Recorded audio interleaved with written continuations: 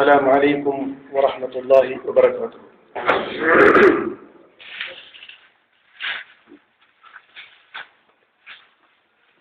إن الحمد لله نحمده ونستعينه ونستغفره ونؤمن به ونتوكل عليه ونعوذ بالله من شرور أنفسنا ومن سيئات أعمالنا. من يهده الله فلا مضل له ومن يضلل فلن تجد له وليا مرشدا. وأشهد أن لا إله إلا الله وحده لا شريك له وأشهد أن نبينا وحبيبنا محمدا عبده ورسوله وخليله. يا أيها الذين آمنوا صلوا عليه وسلموا تسليما.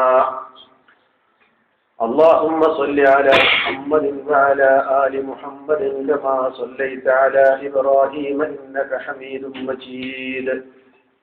وبارك على محمد وعلى آل محمد كما باركت على إبراهيم وعلى آل إبراهيم إنك حميد مجيد. أعوذ بالله من الشيطان الرجيم. بسم الله الرحمن الرحيم. إنما يوفى الصابرون أجرهم بغير حساب. ആദരണീയ സത്യവിശ്വാസി സഹോദരങ്ങളെ, ഈ ശബ്ദം ശ്രവിക്കുന്ന സഹോദരിമാരെ, അള്ളാഹു ഇതിനേക്കാൾ ഉത്തമമായ ഒരു മജ്ലിസിൽ, ഉന്നതമായ ഫിർദൗസ് അഅല എന്ന സ്വർഗ്ഗത്തിൽ വിശ്വാസികളായ പൂർവ്വസൂരികളായ സലഫു സ്വാലിഹുകൾക്കൊപ്പം ഒന്നിക്കാൻ നമുക്കേവർക്കും തൗഫീഖ് നൽകി അനുഗ്രഹിക്കുമാറാകട്ടെ. ജീവിച്ചിരിക്കുന്നവരും മരണപ്പെട്ടവരുമായ നമ്മുടെ മാതാപിതാക്കൾ, സഹോദരി സഹോദരന്മാർ, ആദർശ ബന്ധുക്കൾ, നേതാക്കന്മാർ, ഗുരുനാഥന്മാർ, ദുആ കൊണ്ട് വസിയത്ത് ചെയ്തവർ, അള്ളാഹുവിന്റെ ദീനിനു വേണ്ടി ദഅവത്ത് നിർവഹിച്ചു കൊണ്ടിരിക്കുന്ന സഹോദരി സഹോദരന്മാർ, എല്ലാവർക്കും അള്ളാഹു ഇരു ലോകത്തും സകല അനുഗ്രഹങ്ങളും നൽകുമാറാകട്ടെ. സഹോദരങ്ങളെ, അപ്രതീക്ഷിതമായി നമ്മുടെ ജീവിതത്തിൽ കടന്നു വരുന്ന ചില ജീവിത സാഹചര്യങ്ങളെ സംബന്ധിച്ചിട്ടുള്ള ഏതാനും ചില വിഷയങ്ങളാണ് ഇന്നത്തെ ഈ ക്ലാസ്സിലൂടെ നമ്മുടെ ശ്രദ്ധയിൽ കൊണ്ടുവരാൻ ആഗ്രഹിക്കുന്നത്. എല്ലാ നല്ലതിനെയും കേട്ടതിൽ നിന്നും ഉത്തമമായതിനെ മാത്രം പിൻപറ്റുന്ന സത്യവിശ്വാസികളുടെ ഗണത്തിൽ അള്ളാഹു നമ്മെ ഉൾപ്പെടുത്തി അനുഗ്രഹിക്കുമാറാകട്ടെ. സഹോദരങ്ങളെ, ഈ ലോകത്തിനെ അള്ളാഹു സൃഷ്ടിച്ച കാലം മുതൽ തന്നെ മനുഷ്യരുടെ അന്ത്യം സംഭവിക്കുന്നത് പല രീതിയിലാണ്, പല തരത്തിലാണെന്നുള്ള കാര്യം നമുക്കറിയാം. നബി സല്ലല്ലാഹു അലൈഹി വസല്ലമ നമുക്കിടയിൽ ജീവിച്ചിരുന്ന കാലഘട്ടത്തിൽ അന്ന് വ്യാപകമായി ഉണ്ടായിരുന്നത് ഒരുപക്ഷെ പകർച്ചവ്യാധി, അതുപോലെ പ്രളയം, വെള്ളപ്പൊക്കം, പിന്നെ അപകടങ്ങൾ എന്ന പേരിൽ പൊതുവെ അറിയപ്പെട്ടത് ഒട്ടകത്തിന്റെ പുറത്തു നിന്ന് ആരെങ്കിലും വീണ് മരിക്കുക, കഴുതപ്പുറത്ത് യാത്ര ചെയ്യുമ്പോൾ കഴുത വിരണ്ടോടുക, ഒട്ടകം പുറത്തു നിന്നും തള്ളി താഴെയിട്ട് ആ ചവിട്ടേറ്റ് മരിക്കുക, ഇങ്ങനെയൊക്കെ ആയിരുന്നു അപകടങ്ങൾ സംഭവിച്ചിരുന്നത്. എന്നാൽ നമുക്കറിയാം, കാലം പിന്നെയും മുന്നോട്ട് നീങ്ങി പരിവർത്തനങ്ങൾ നമുക്കിടയിൽ സംഭവിച്ചപ്പോൾ അപകടങ്ങളുടെ വിഷയത്തിലും പരിവർത്തനങ്ങൾ ഉണ്ടായിട്ടുണ്ട്. അന്ന് നമ്മൾ കേട്ട നിലയിലുള്ള ആ അപകടങ്ങളെക്കാളും വ്യത്യസ്ത രീതിയിലുള്ള അപകടങ്ങൾ. അത് മാത്രമല്ല, അന്ന് ഒരു സംഭവത്തിൽ ഒരാളാണ് മരിച്ചത് എങ്കിൽ ഇന്ന് 50, 100, 150, 1000, 10000 അത് ലക്ഷങ്ങളോളം എത്തി നിൽക്കുന്ന നിലയിലാണ് നിലവിലെ സാഹചര്യം. അള്ളാഹു നമ്മെ കാത്തുരക്ഷിക്കുമാറാകട്ടെ. അപ്പം ഇത്തരം അപ്രതീക്ഷിതമായി ഉണ്ടാകുന്ന അപകടങ്ങൾ അപ്രതീക്ഷിതമായി നമ്മുടെ ജീവിതത്തിലേക്ക് കടന്നു വരുന്ന അപകടങ്ങൾ, ആപത്തുകൾ, പരീക്ഷണങ്ങൾ, വിശ്വാസികളായ നമ്മുടെ മനോഭാവം ഇതിനെ സംബന്ധിച്ച് എന്തായിരിക്കണം? അവിശ്വാസികൾ ഈ വിഷയത്തിൽ അവർക്കുള്ള റിസൾട്ട് എന്താണ്? ഇതിനെ സംബന്ധിച്ച് നമ്മൾ ഏകദേശം ഒരു ധാരണ നമുക്ക് ഉണ്ടായിരിക്കാൻ വളരെ അനിവാര്യമാണ്. നമുക്കറിയാം, നമ്മുടെ പ്രവാചകനായ റസൂലുള്ളാഹി സ്വല്ലല്ലാഹു അലൈഹി വസല്ലമ ജീവിതത്തിലെ എല്ലാ നന്മയും തിന്മയും നമുക്ക് നിസാരമെന്ന് തോന്നുന്ന വിഷയത്തിൽ പോലും കൃത്യമായ വിശദീകരണം നമ്മെ പഠിപ്പിച്ചിട്ടാണ് റസൂലുള്ളാഹി സ്വല്ലല്ലാഹു അലൈഹി വസല്ലമ നമ്മിൽ നിന്നും യാത്ര തിരിച്ചത്. അപ്പൊ ഈ വിഷയത്തിൽ എന്താണ് വിശ്വാസികളായ നമ്മുടെ നിലപാട്, എങ്ങനെയായിരിക്കണം?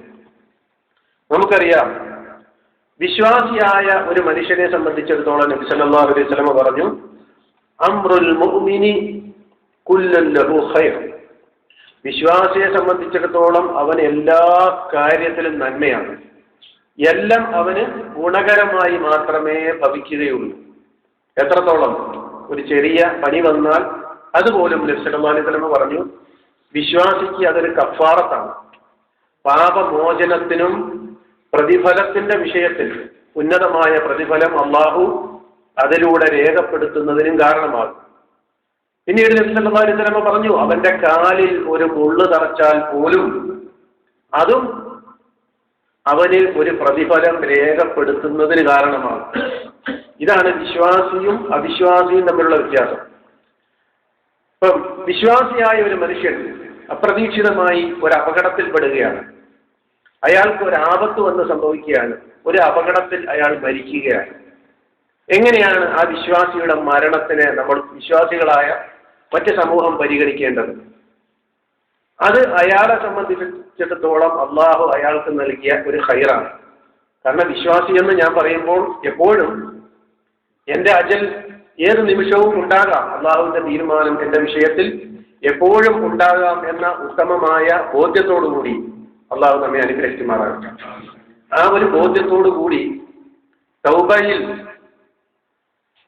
അള്ളാഹുവിനോട് പശ്ചാത്തപിച്ച് ശുദ്ധമായ ഹൃദയം നയിക്കുന്ന ആളാണ് വിശ്വാസി. അപ്പൊ വിശ്വാസിയെ സംബന്ധിച്ചിടത്തോളം അയാൾക്കാണ് അപ്രതീക്ഷിതമായ ഇങ്ങനെ ഒരു പരീക്ഷണവും ഒരു മരണവും സംഭവിക്കുന്നത് എങ്കിൽ നമ്മൾ വിലയിരുത്തേണ്ടത് അയാളെ അള്ളാഹു ഒരുപാട് വിഷയങ്ങളിൽ രക്ഷപ്പെടുത്തിയിരിക്കുകയാണ്. ഒന്ന്, വാർദ്ധക്യ സഹജമായ പരീക്ഷണങ്ങളിൽ നിന്നും അള്ളാഹു ആ മനുഷ്യനെ രക്ഷപ്പെടുത്തി. കാരണം നബി സല്ലല്ലാഹു അലൈഹി വസല്ലം ഒരുപാട് പ്രാർത്ഥനകളിൽ അള്ളാഹുവിനോട് കാവലിനെ ചോദിച്ചു. എന്തിന്റെ വിഷയത്തിൽ? വാർദ്ധക്യ സഹജമായ പരീക്ഷണങ്ങൾ. കാരണം വാർദ്ധക്യം എന്ന് പറയുന്നത് മറവി, അതുപോലെ തന്നെ ഒരുപാട് രോഗങ്ങൾ, അതിന്റെ പരീക്ഷണങ്ങൾ, ബാക്കിയുള്ളവർക്ക് ബുദ്ധിമുട്ട്, അങ്ങനെ ഒരുപാട് പ്രതിസന്ധികൾ ഉണ്ടാകുന്ന ഒരു വിഷയമാണ് വാർദ്ധക്യം. അത്തരം അവസ്ഥകളിൽ നിന്നും റസൂലുള്ളാഹി സ്വല്ലല്ലാഹു അലൈഹി വസല്ലം കാവലിനെ ചോദിക്കുന്ന പ്രാർത്ഥനകൾ നമുക്ക് കാണാൻ സാധിക്കും. അപ്പൊ വിശ്വാസിയായ ഒരു മനുഷ്യനാണ് അപ്രതീക്ഷിതമായി മരിച്ചത് എങ്കിൽ അയാളുടെ ജീവിതത്തിൽ ഒരുപക്ഷെ അയാൾ അനുഭവിക്കേണ്ടിയിരുന്ന ഒരുപാട് പ്രതിസന്ധികളിൽ നിന്നും അള്ളാഹു അയാളെ രക്ഷപ്പെടുത്തിയിരിക്കുകയാണ്. മാത്രമല്ല, അയാളെ സക്കറാത്തിന്റെ അവസ്ഥകൾ, മരണം സംഭവിക്കുന്നതിന് തൊട്ടു മുമ്പുള്ള മരണത്തിൻ്റെതായ അനുഭവങ്ങൾ, അതിൻ്റെതായ വേദനകളിൽ നിന്നെല്ലാം അള്ളാഹു പെട്ടെന്ന് അയാളെ മരിപ്പിച്ചതിലൂടെ അതെല്ലാം അയാൾക്ക് ഖൈറായി എന്നാണ് നമ്മൾ മനസ്സിലാക്കേണ്ടത്. ഇതാണ് ഈ വിഷയത്തിൽ പണ്ഡിതന്മാര് അപ്രതീക്ഷിത മരണം, ഒരപകടം ഒരു വിശ്വാസിക്കുണ്ടായാൽ ഈ വിഷയത്തിലെ നിലപാട് പണ്ഡിതന്മാർ വിശദീകരിച്ചത്. ഇനി ഇസ്ലാമുമായി ബന്ധമില്ലാത്ത ഒരാളാണ് പെട്ടെന്ന് മരിക്കുന്നത്, അയാൾക്കാണ് അയാളുടെ ജീവിതത്തിൽ ഇങ്ങനെ ഒരു അപകടം വന്ന് ചേരുന്നത് എങ്കിൽ ആ വിഷയത്തിൽ എന്താണ് നമ്മൾ മനസ്സിലാക്കേണ്ടത്? ഒന്ന്, അള്ളാഹുവിന്റെ ഒരു വലിയ പരീക്ഷണം ആ മനുഷ്യനെ പിടികൂടിയിരിക്കുന്നു. കാരണം എന്താ? നഊദുബില്ല, അള്ളാഹു നമ്മെ കാത്തുരക്ഷിക്കുമാറാകട്ടെ. അയാൾക്ക് തൗബ ചെയ്യാനുള്ള അവസരം ലഭിച്ചില്ല. അതാണല്ലോ ഏറ്റവും വലിയത്. അള്ളാഹുവിൽ നിന്നുള്ള ഒരു വിശ്വാസിക്ക് ലഭിക്കുന്ന ഏറ്റവും വലിയ ഒരു അനുഗ്രഹം തൗബ ചെയ്ത് ശുദ്ധീകരിക്കാനുള്ള ഒരവസരം അയാൾക്ക് ലഭിച്ചില്ല. അങ്ങനെ അവിശ്വാസിയായിക്കൊണ്ട് തന്നെ തൗബയില്ലാത്ത ഒരു മരണം അയാളുടെ ജീവിതത്തിൽ സംഭവിക്കുന്നു. അതാണ് അവിശ്വാസിയെ സംബന്ധിച്ച് അയാളെ പെട്ടെന്ന് പിടികൂടുന്ന ഈ അപകടങ്ങളിൽ വിശ്വാസികളായ നമ്മൾ ഓരോരുത്തരും മനസ്സിലാക്കേണ്ടുന്ന നിലപാട്. അപ്പോൾ ഒരു വിശ്വാസിക്കാണ് അപകടങ്ങൾ സംഭവിക്കുന്നത്, പെട്ടെന്നുണ്ടാകുന്ന മരണങ്ങൾ, ആക്സിഡന്റുകൾ, ദുരന്തങ്ങൾ സംഭവിക്കുന്നത് എങ്കിൽ അതിലൂടെ അള്ളാഹു അയാൾക്ക് ഒരു ഖൈറിനെ, ഒരു അജിറിനെ രേഖപ്പെടുത്തിയിരിക്കുന്നു എന്ന ഒരു നിലപാടിലാണ് നമ്മൾ എത്തിച്ചേരേണ്ടത് എന്നാണ് ഈ വിഷയം വിശദീകരിച്ച പണ്ഡിതന്മാർ രേഖപ്പെടുത്തിയിരിക്കുന്നത്. മാത്രമല്ല ചില പ്രത്യേക വിഷയങ്ങൾ എടുത്തു പറഞ്ഞിട്ട് നബി സല്ലല്ലാഹു അലൈഹി വസല്ലമ പറയുന്നുണ്ട്, ആ മരണം അനുഭവിക്കുന്ന ആളുകൾക്കെല്ലാം രക്തസാക്ഷികളുടെ പ്രതിഫലം ലഭിക്കുമെന്ന് റസൂലുള്ളാഹി സ്വല്ലല്ലാഹു അലൈഹി വസല്ലമ പറയുന്നു. ജാബിർ ഇബ്നു അത്തീഖ് റളിയല്ലാഹു തആല അൻഹു നിവേദനം ചെയ്യുന്ന സുദീർഘമായ ഒരു ഹദീസിൽ നബി സല്ലല്ലാഹു അലൈഹി വസല്ലമ ചോദിക്കുന്നു, മാ തഅദ്ദൂന ഷഹാദ, സഹാബികളോട് ചോദിക്കുന്നു, എന്താണ് ഷഹാദത്ത് അഥവാ രക്തസാക്ഷ്യം, ഷഹീദാകുക എന്ന് പറഞ്ഞാൽ എന്താണ് നിങ്ങൾ വിചാരിക്കുന്നത്, ആരെയാണ് നിങ്ങൾ പരിഗണിക്കുന്നത്? അപ്പോൾ സഹാബികളുടെ മറുപടി, അൽ ഖത്ലു ഫീ സബീലില്ലാഹി തആല, അള്ളാഹുവിന്റെ മാർഗത്തിൽ വധിക്കപ്പെടലാണല്ലോ രക്തസാക്ഷ്യം എന്ന് സഹാബികൾ മറുപടി പറഞ്ഞു. അപ്പോൾ നബി സല്ലല്ലാഹു അലൈഹി വസല്ലമ ആ വിഷയത്തിൽ ഒരു വിശദീകരണം കൂടി പറയുകയാണ്. അശ്ശഹാദത്തു സബ്ഉൻ, 7 കൂട്ടക്കാരെ രക്തസാക്ഷികളായി പരിഗണിക്കും. എങ്ങനെ? സിവൽ ഖത്ലി ഫീ സബീലില്ലാഹ്, അള്ളാഹുവിന്റെ മാർഗത്തിൽ യുദ്ധത്തിൽ ഷഹീദാകുന്ന അയാളെ കൂടാതെ തന്നെ 7 വിഭാഗക്കാരെയും രക്തസാക്ഷികളുടെ ഗണത്തിൽ അള്ളാഹു ഉൾപ്പെടുത്തി പ്രതിഫലം നൽകും എന്ന് നബി സല്ലല്ലാഹു അലൈഹി വസല്ലം വിശദീകരിച്ചു. ഒന്ന്, നബി സല്ലല്ലാഹു അലൈഹി വസല്ലം പറയുകയാണ്, അൽ മദ്ഊൻ ഷഹീദ്.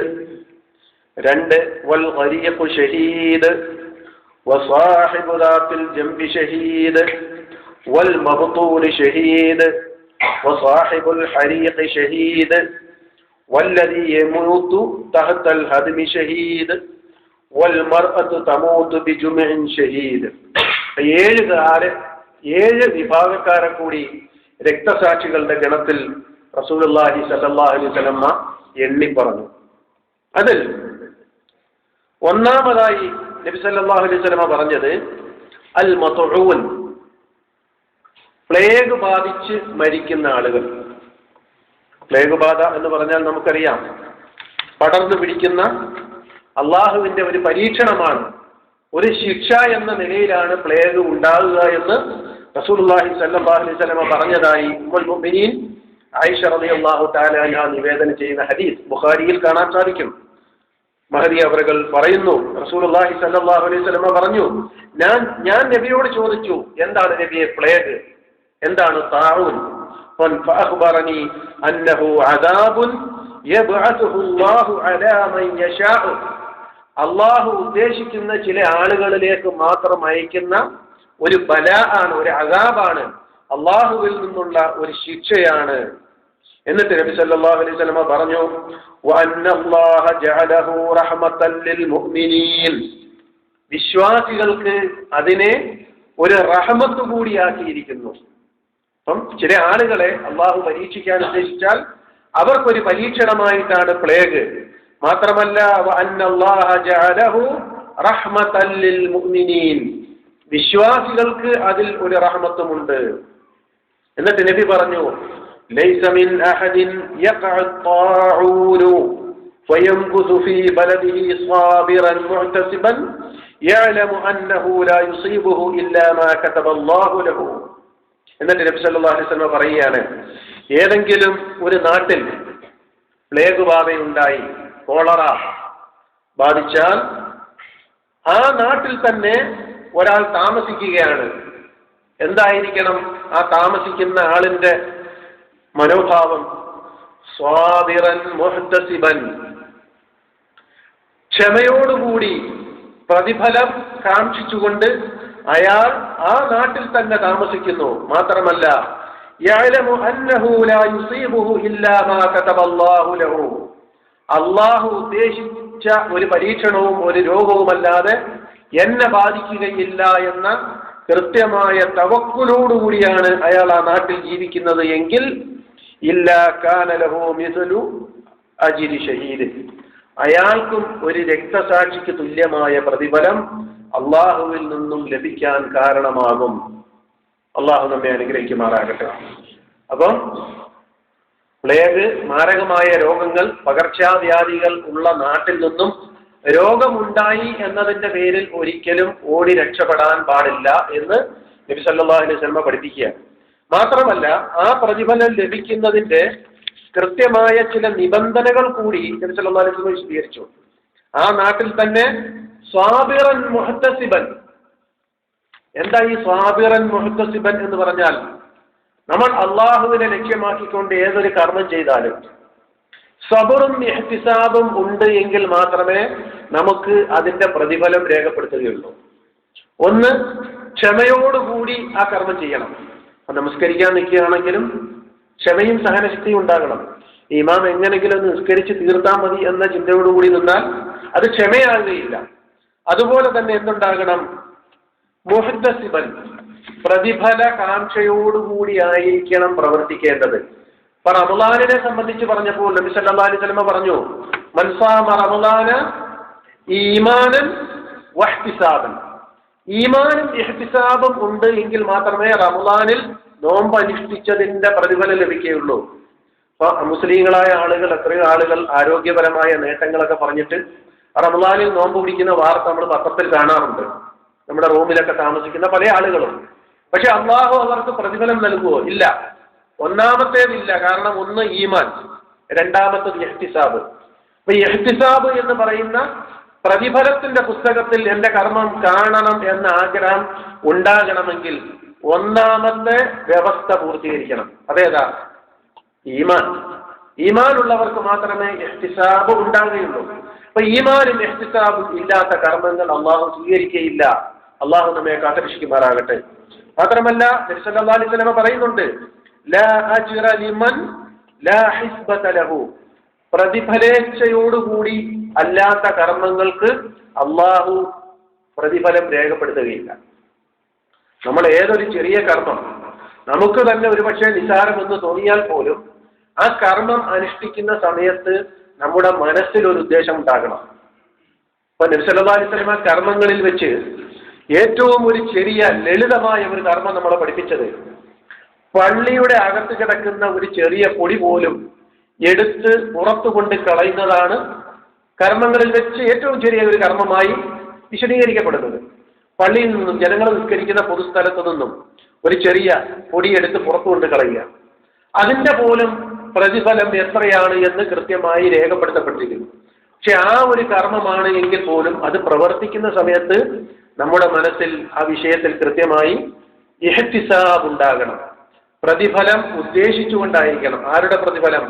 അള്ളാഹുവിൽ നിന്നുള്ള പ്രതിഫലം ലക്ഷ്യമാക്കിക്കൊണ്ട് മാത്രമായിരിക്കണം കർമ്മങ്ങൾ ചെയ്യേണ്ടത്. ഇപ്പം പ്ലേഗ്, വസൂരി അതുപോലുള്ള പകർച്ചവ്യാധികൾ ഉള്ള നാട്ടിൽ ജീവിക്കുന്ന ആളുകൾ ഒരു കാരണവശാലും ഓടി രക്ഷപ്പെടാൻ പാടില്ല, തീരുവാകാൻ പാടില്ല. മറിച്ച് ഈമാനോടുകൂടിയും ഇഹ്തിസാബോടും കൂടി ആ നാട്ടിൽ അയാൾ ജീവിക്കുകയും തുടർന്ന് അയാൾക്ക് എന്തെങ്കിലും രോഗങ്ങൾ പിടിപെടുകയും ചെയ്താൽ അത് അല്ലാഹു തആല ഒരു ഷഹീദിന്റെ പ്രതിഫലം അയാൾക്ക് രേഖപ്പെടുത്തുമെന്നാണ് നബി സല്ലല്ലാഹു അലൈഹി വസല്ലം പറയുന്നത്.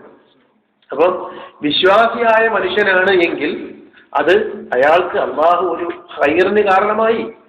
അവിശ്വാസിയാണെങ്കിലോ അള്ളാഹുവിൽ നിന്നുള്ള ഒരു പരീക്ഷണമാണ്, ഒരു ബലാ ആണ് എന്ന് റസൂലുള്ളാഹി സ്വല്ലല്ലാഹു അലൈഹി വസല്ലം പറഞ്ഞതായി ഉമ്മുൽ മുഅ്മിനീൻ ആയിഷ റളിയല്ലാഹു തആല അൻഹാ വിശദീകരിക്കുന്നു. അപ്പൊ ഈ രക്തസാക്ഷിയുടെ പ്രതിഫലം, ഷഹീദിന്റെ പ്രതിഫലം എന്ന് പറഞ്ഞാൽ എന്താണ് അതുകൊണ്ട് ഉദ്ദേശിക്കുന്നത്? അത് നമ്മൾ അല്പം ഒന്ന് മനസ്സിലാക്കിയിരിക്കേണ്ടതുണ്ട്. എന്താണ് ഷഹീദിനുള്ള പ്രതിഫലം? ഒരുപാട് ചില വിഷയങ്ങൾ 7 കാര്യങ്ങൾ എണ്ണി പറഞ്ഞിട്ട് നബി സല്ലല്ലാഹു അലൈഹി വസല്ലം പറയുന്നു അവർക്കെല്ലാം ഷഹീദിന്റെ പ്രതിഫലം ഉണ്ട് എന്ന് പറഞ്ഞു. അപ്പൊ ഷഹീദിന് നൽകുന്ന പ്രതിഫലം എന്താണ്? നബി സല്ലല്ലാഹു അലൈഹി വസല്ലം പറയുന്നു ഷഹീദിന് 6 പ്രത്യേകതകൾ ഉണ്ട്. സിത്തു ഖിസാൽ, 6 പ്രത്യേകതകൾ ഉണ്ട്. ഒന്ന്, യുഗ്ഫറു ലഹു ഫീ അവ്വലി ദഫഅത്തിൻ, ഒന്നാമത്തെ ഘട്ടത്തിൽ തന്നെ പാപമോചനം ലഭിക്കും. രക്തസാക്ഷിയായി അയാളുടെ ശരീരത്തു നിന്നും ആദ്യത്തെ തുള്ളി രക്തം ഭൂമിയിൽ പതിക്കുന്ന ആ സമയത്ത് തന്നെ ഷഹീദിന് അള്ളാഹു എല്ലാ തെറ്റുകളും പാപമോചനം നൽകുന്നു. അള്ളാഹു അനുഗ്രഹിക്കട്ടെ. മാത്രമല്ല മിനൽ ജന്ന, സ്വർഗത്തിൽ ആ വ്യക്തിക്ക് അള്ളാഹു തയ്യാറാക്കിയിട്ടുള്ള ഇരിപ്പിടം അയാൾക്ക് മുന്നിൽ കാണിക്കപ്പെടും. അതുപോലെ തന്നെ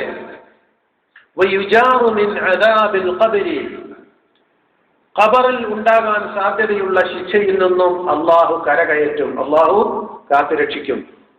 മാത്രമല്ല അതുപോലെ തന്നെ വലിയ പരീക്ഷണങ്ങൾ, അതിൽ നിന്നും അള്ളാഹു അയാളെ നിർഭയത്വം നൽകും. അതുപോലെ തന്നെ താജുൽ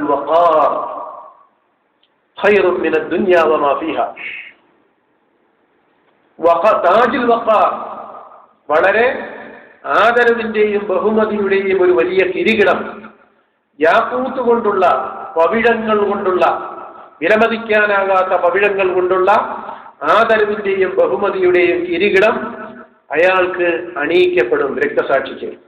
മാത്രമല്ല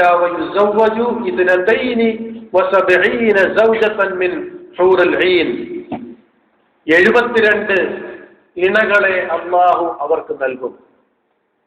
72 ഇണകളെ, ഏറ്റവും മഹോന്നതരായ, അവരുടെ കണ്ണുകൾക്ക് കുളിർമയേകുന്ന 72 ഇണകളെ അള്ളാഹു ഷഹീദിന് നൽകും. അതുപോലെ തന്നെ ഓരോ രക്തസാക്ഷിക്കും തന്റെ ഉറ്റവരും ഉടയവരുമായ 70 ആളുകൾക്ക് വേണ്ടി ശിപാർശ ചെയ്യാനുള്ള അനുമതിയും ലഭിക്കും. അള്ളാഹു നമ്മെ അനുഗ്രഹിക്കുമാറാണ്. അപ്പൊ ഷഹീദിന്റെ പ്രതിഫലം നൽകുക എന്ന് പറഞ്ഞാൽ ആ ഷഹീദിന്റെ പ്രതിഫലം എന്താണ് എന്നതിനെ സംബന്ധിച്ച് നമുക്കൊരു ധാരണയുണ്ടാകും ആദ്യം, എന്നിട്ടാണ് അത് ആഗ്രഹിക്കേണ്ടത്. അപ്പം പ്ലേഗ്, അതുപോലെ തന്നെ പകർച്ചവ്യാധി, ഇതുണ്ടാകുന്ന ഒരു നാട്ടിൽ നിന്നും ഓടി രക്ഷപ്പെടാതെ ഈമാനും ഇഹ്തിസാബോടുകൂടി നമ്മൾ ജീവിച്ചാൽ, അതിന് കാരണമായി നമുക്ക് എന്തെങ്കിലും അപകടം സംഭവിച്ചാൽ, അങ്ങനെ മരിക്കുന്നവർക്കും ഷഹീദിന്റെ പ്രതിഫലമുണ്ട് എന്ന് റസൂലുള്ളാഹി സ്വല്ലല്ലാഹു അലൈഹി വസല്ലം പറയുകയാണ്. അതുപോലെ തന്നെയാണ് അഗ്നിബാധ ഏറ്റു മരിക്കുന്ന ആളുകൾ. തീപിടുത്തത്തിൽ ഒരാൾ പൊള്ളലിൽ മരിച്ചു, പല കാരണങ്ങൾ കൊണ്ട്. ഇന്നത് സാധാരണമാണ്. അള്ളാഹു നമ്മെ കാത്തുരക്ഷിക്കുമാറാകട്ടെ. നബി സല്ലല്ലാഹു അലൈഹി വസല്ലമയുടെ പ്രത്യേക ഉപദേശങ്ങളിൽ പെട്ടതാണ് എന്ത്? രാത്രിയിൽ കിടക്കുന്ന സമയത്ത് വിളക്ക് ഓഫ് ചെയ്യുക, വിളക്ക് അണച്ചിട്ട് കിടക്കാൻ പറഞ്ഞു. അന്നത്തെ സാഹചര്യത്തിലുള്ളത് അത് എണ്ണയുടെ വിളക്കുകളാണെങ്കിൽ, ഇന്ന് നമ്മൾ ഉപയോഗിക്കുന്ന എന്തു തന്നെയാണെങ്കിലും ശരി, നബി സല്ലല്ലാഹു അലൈഹി വസല്ലമയുടെ ഉപദേശം വളരെ ഗൗരവത്തിൽ നമ്മൾ മനസ്സിലാക്കേണ്ടതുണ്ട്. ഉറങ്ങുന്നതിന്റെ മര്യാദയിൽ പെട്ടതാണ് എന്ത്? ഉറങ്ങുന്നതിന് മുമ്പ് വിളക്കുകൾ അണച്ചിട്ട് ഓഫ് ചെയ്തിട്ട് കിടന്നുറങ്ങുക എന്നുള്ളത് നബി സല്ലല്ലാഹു അലൈഹി വസല്ലമയുടെ ഉപദേശത്തിൽപ്പെട്ടതാണ്. തീപൊള്ളലേറ്റ് മരിക്കുന്ന ആളുകളും രക്തസാക്ഷിയായിട്ടാണ് റസൂലുള്ളാഹി സ്വല്ലല്ലാഹു അലൈഹി വസല്ലം പറയുന്നത്. അപ്പോൾ ഷഹീദിന്റെ പ്രതിഫലത്തിന് അത് കാരണമാകും. ഇത് സംബന്ധമായിട്ട് പ്രമുഖന്മാരായ പണ്ഡിതന്മാരോട് ചില ചോദ്യങ്ങൾ ഉന്നയിക്കപ്പെട്ടു. ഉദാഹരണമായിട്ട് ഫയർ ആൻഡ് സേഫ്റ്റിയിൽ ജോലി ചെയ്യുന്ന ഉദ്യോഗസ്ഥന്മാർ, അവരുടെ ജോലി അതാണല്ലോ. അപ്പൊ നമുക്കറിയാം, അടുത്ത സമയത്ത് 2 പോലീസ് ഉദ്യോഗസ്ഥന്മാർ ഫയർ ആൻഡ് സേഫ്റ്റിയിൽ ഇവിടെ സൂപ്പർ മാർക്കറ്റിൽ പൊള്ളലേറ്റ് മരിച്ചു. ഈ വിഷയത്തിൽ സൗദി അറേബ്യയിലെ പ്രമുഖ പണ്ഡിതനായ ഷെയ്ഖ് മുഹമ്മദ് ഇബ്നു സാലിഹ് അൽ ഉസൈമീനോട് ചില ആളുകൾ ചോദ്യം ചോദിച്ചു. ദിഫാഉൽ മദനിയിൽ ജോലി ചെയ്യുന്ന ഉദ്യോഗസ്ഥന്മാർ തീ പിടുത്തമുണ്ടാകുന്ന ബിൽഡിങ്ങിൽ കയറുകയും ആളുകളെ രക്ഷപ്പെടുത്താൻ ശ്രമിക്കുകയും ചെയ്യുന്നു, അതിലൂടെ അവർ മരിക്കുന്നു. അവരെ ഷഹീദ് എന്ന് പറയാൻ പാടുണ്ടോ? അപ്പൊ ഷെയ്ഖിന്റെ മറുപടി, തീർച്ചയായിട്ടും നബി സല്ലല്ലാഹു അലൈഹി വസല്ലമയുടെ ഉപദേശത്തിൽപ്പെട്ടതാണ് തീപൊള്ളലേറ്റ് മരിക്കുന്ന വിശ്വാസി അവൻ ഷഹീദാണ്. പക്ഷെ നമ്മൾ ആ പദപ്രയോഗം നടത്തുമ്പോൾ ഇന്നയാൾ ഷഹീദായി മരിച്ചു, എങ്ങനെ? ഒരാളിനെ തഅയീൻ നടത്തി പറയാൻ പാടില്ല. ഒരാളിന് ഇന്ന മരിച്ചയാൾ ഷഹീദായി മരിച്ചു, ഫുലാനുൻ ഷഹീദ് എന്ന് തീർപ്പ് കൽപ്പിച്ച് ഒരിക്കലും ആരെയും സംബന്ധിച്ചിട്ട് പറയാൻ പാടില്ല.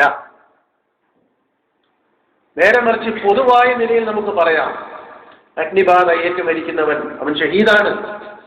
ഇന്ന ഇന്ന രോഗങ്ങളുണ്ടായി മരിക്കുന്നവൻ ഷഹീദാണ്, തീ പൊള്ളലേറ്റ് മരിക്കുന്നവന് സ്വർഗത്തിൽ അവന് വിശ്വാസിയാണ് എങ്കിൽ അള്ളാഹുവിന്റെ ഉന്നതമായ പ്രതിഫലം ലഭിക്കും എന്നൊക്കെ നമുക്ക് പറയാം. പക്ഷെ ആ മരിച്ചയാളിനെ ക്ലിപ്തപ്പെടുത്തിക്കൊണ്ട് ആ വ്യക്തി ഷഹീദാണ് എന്ന് നമ്മൾ അയാളെ മാത്രം ലക്ഷ്യം വെച്ചുകൊണ്ട് അങ്ങനെ സംസാരിക്കാൻ പാടില്ല എന്ന് ഷേഖ് അതിനുള്ള മറുപടിയിൽ പ്രത്യേകിച്ച് എടുത്തു പറയുന്നുണ്ട്. അത് ഫയർഫോഴ്സിലാണെങ്കിലും ഇനി അയാൾ ജോലി ചെയ്യുന്നത് വെള്ളത്തിലാണെങ്കിൽ പോലും അങ്ങനെ അപകടം സംഭവിച്ച് മരിച്ചാൽ അയാൾക്കും മുങ്ങി മരിച്ചവർക്കുള്ള രക്തസാക്ഷിയുടെ പ്രതിഫലം ലഭിക്കുന്നതാണ് എന്ന് പണ്ഡിതന്മാർ ഇത് സംബന്ധിച്ചിട്ടുള്ള വിശദീകരണത്തിൽ വളരെ കൃത്യമായി രേഖപ്പെടുത്തിയിട്ടുണ്ട്. അപ്പോൾ നമ്മളിവിടെ മനസ്സിലാക്കേണ്ടത്, ഒരാളിനെ സംബന്ധിച്ച് പറയുമ്പോൾ അയാൾ രക്തസാക്ഷിയുടെ പ്രതിഫലത്തിന് അർഹനാണ് എന്നാണ് പറയേണ്ടത്. അല്ലാതെ ഇന്നയാൾ ഷഹീദായി എന്ന് പറയാൻ പാടില്ല എന്ന ആ വിഷയം നമ്മൾ പ്രത്യേകിച്ച് മനസ്സിലാക്കിയിരിക്കേണ്ടതുണ്ട്.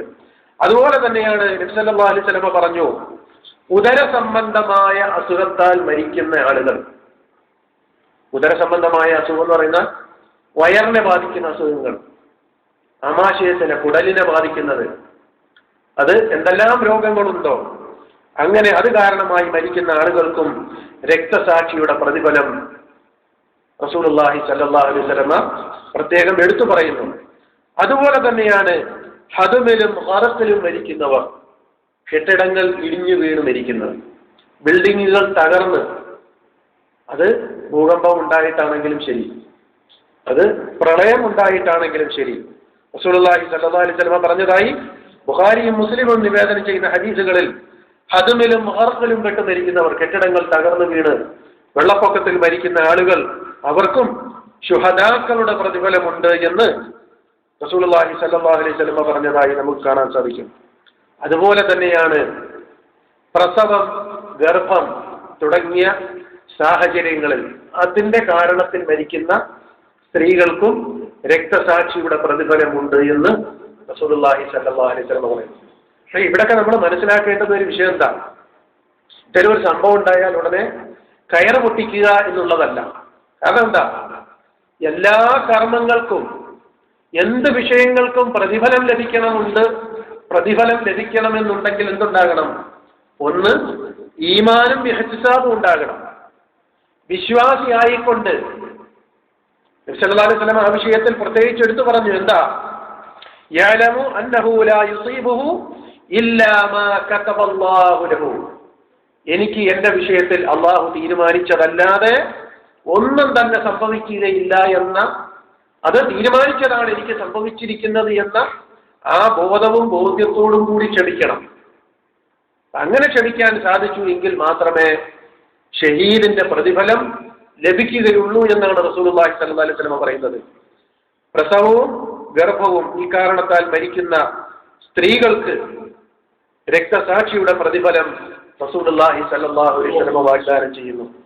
അത് മാത്രമല്ല, ഗർഭത്തിൽ ഇരിക്കെ മരിക്കുന്ന കുട്ടികൾ, പ്രസവ കാരണമായി പ്രസവത്തിൽ മരിക്കുന്ന കുട്ടികൾ, അങ്ങനെയുള്ള സ്ത്രീകൾ, ആ കുട്ടികൾ പൊക്കിൾക്കൊടി ബന്ധം പോലെ തന്നെ ആ ഉമ്മയെ സ്വർഗത്തിലേക്ക് വലിച്ചിഴയ്ക്കുമെന്നും റസൂലുള്ളാഹി സ്വല്ലല്ലാഹു അലൈഹി വസല്ലം പറയുന്നതായ ഹദീസുകളിൽ നമുക്ക് സൂചനകൾ കാണുവാൻ സാധിക്കും.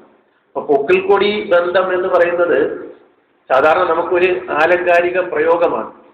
പക്ഷെ വിശ്വാസികളെ സംബന്ധിച്ചിടത്തോളം പൊക്കിൾക്കൊടി ബന്ധം എന്ന് പറയുന്നത് കുട്ടികൾ, തള്ളമാരെ, ഉമ്മമാരെ സ്വർഗത്തിലേക്ക് വലിച്ചിഴയ്ക്കുന്ന ഒരു ചരടാണെന്നാണ് ഇത് സംബന്ധമായ ഹദീസിൽ പണ്ഡിതന്മാർ രേഖപ്പെടുത്തിയിരിക്കുന്നത്. ആ പൊക്കിൾക്കൊടി മുറിച്ചു മാറ്റി ആ ഭാഗത്ത് പിടിച്ചിട്ട് കുട്ടികൾ, തള്ളമാരെ സ്വർഗത്തിലേക്ക് വലിച്ചിഴയ്ക്കുന്നു എന്നാണ് ഹദീസിന്റെ ആശയമായി രേഖപ്പെടുത്തപ്പെട്ടിരിക്കുന്നത്.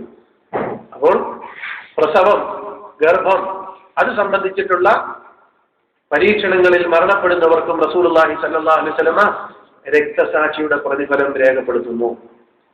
ഉറങ്ങുന്നവരൊക്കെ ഒന്ന് ഉണർന്നിരുന്നാൽ ഒരു സന്തോഷമായിരിക്കും.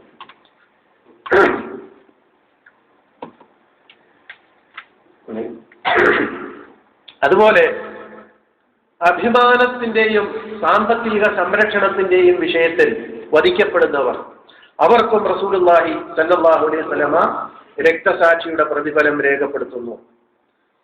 വമൻ ഖുതില ദൂന മാലഹു വഹുവ ഷഹീദ് വമൻ ഖുതില ദൂന ദീനിഹി വഹുവ ഷഹീദ് വമൻ ഖുതില ദൂന ദമിഹി വഹുവ ഷഹീദ്. ഈ മൂന്ന് വിഭാഗത്തിന്റെ കാര്യവും നബി സല്ലല്ലാഹു അലൈഹി വസല്ലം പ്രത്യേകം എടുത്തു പറയുന്നു.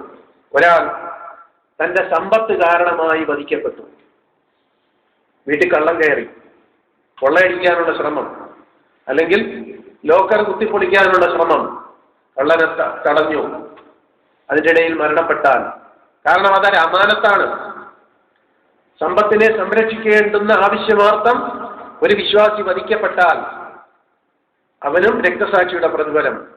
അതുപോലെ തന്നെയാണ് ദീനിന്റെ സംരക്ഷണാർത്ഥം ഒരാൾ വധിക്കപ്പെട്ടാൽ അയാൾക്കും രക്തസാക്ഷിയുടെ പ്രതിഫലം. ദീനിന്റെ സംരക്ഷണം എന്ന് പറഞ്ഞപ്പോൾ ആദ്യം പറഞ്ഞ ആ ഷഹീദിനെ കൂടാതെ തന്നെ രണ്ടാമതൊരു വിഷയം എടുത്തു പറയുകയാണ്. ഒരാൾ തന്നിലുള്ള മതചിഹ്നങ്ങളെ സംരക്ഷിക്കാൻ വേണ്ടി, അയാൾ മുസ്ലിമാണെന്നുള്ള തന്റെ ഐഡന്റിറ്റിയെ സംരക്ഷിക്കാൻ വേണ്ടി അത് സംരക്ഷിക്കുന്നതിനിടയിൽ വധിക്കപ്പെട്ടാൽ അയാൾക്കും ഷഹീദിന്റെ പ്രതിഫലം. അതുപോലെ തന്നെയാണ് അഭിമാന സംരക്ഷണാർത്ഥം ഒരാൾ വധിക്കപ്പെട്ടാൽ അള്ളാഹു അവർക്കും രക്തസാക്ഷിയുടെ പ്രതിഫലമുണ്ട് എന്ന് നബി സല്ലല്ലാഹു അലൈഹി വസല്ലം പറഞ്ഞതായി കാണാം. അഭിമാന സംരക്ഷണം എന്ന് പറഞ്ഞാൽ നമ്മുടെ ഭാര്യ, നമ്മുടെ സന്താനങ്ങൾ, നമ്മുടെ സംരക്ഷണയിൽ ഉള്ളവരുടെയൊക്കെ അഭിമാനം സംരക്ഷിക്കുക എന്നുള്ളത് നമ്മുടെ പരസ്പരമുള്ള ബാധ്യതയിൽപ്പെട്ടതാണ്. എന്താ, നമ്മുടെ വീട്ടിൽ ഒരാൾ കയറി ഒരു അതിക്രമത്തിന് മുതിരുകയാണ്. അപ്പൊ വീട്ടിലുള്ളവരെ രക്ഷിക്കുക എന്നുള്ളത് വീട്ടിലുള്ള ഗ്രഹനാഥന്റെ ഉത്തരവാദിത്വത്തിൽപ്പെട്ടതാണ്. ഒരാൾ നമ്മുടെ വീട്ടിൽ അതിക്രമിക്കാൻ കയറിയാൽ കയ്യും കെട്ടി നോക്കി നിൽക്കുക എന്നുള്ളതല്ല, മറിച്ച് പ്രതിരോധിക്കണം. കൃത്യമായ പ്രതിരോധമുണ്ടാകണം, അയാളെ ചെറുക്കണം. അയാളുടെ അക്രമത്തിൽ നിന്നും നമ്മുടെ കുടുംബത്തിനെ രക്ഷിക്കാൻ എന്തെല്ലാം മാർഗം സ്വീകരിക്കാനാവോ അതെല്ലാം തന്നെ നമ്മൾ സ്വീകരിക്കണം. ആ മാർഗത്തിൽ നമ്മൾ വധിക്കപ്പെട്ടാൽ അതാണ് അഭിമാനത്തിന്റെ മാർഗത്തിലുള്ള മരണം. അതും റസൂലുള്ളാഹി സ്വല്ലല്ലാഹു അലൈഹി വസല്ലം ഷഹീദായി വിശദീകരിക്കുന്നു.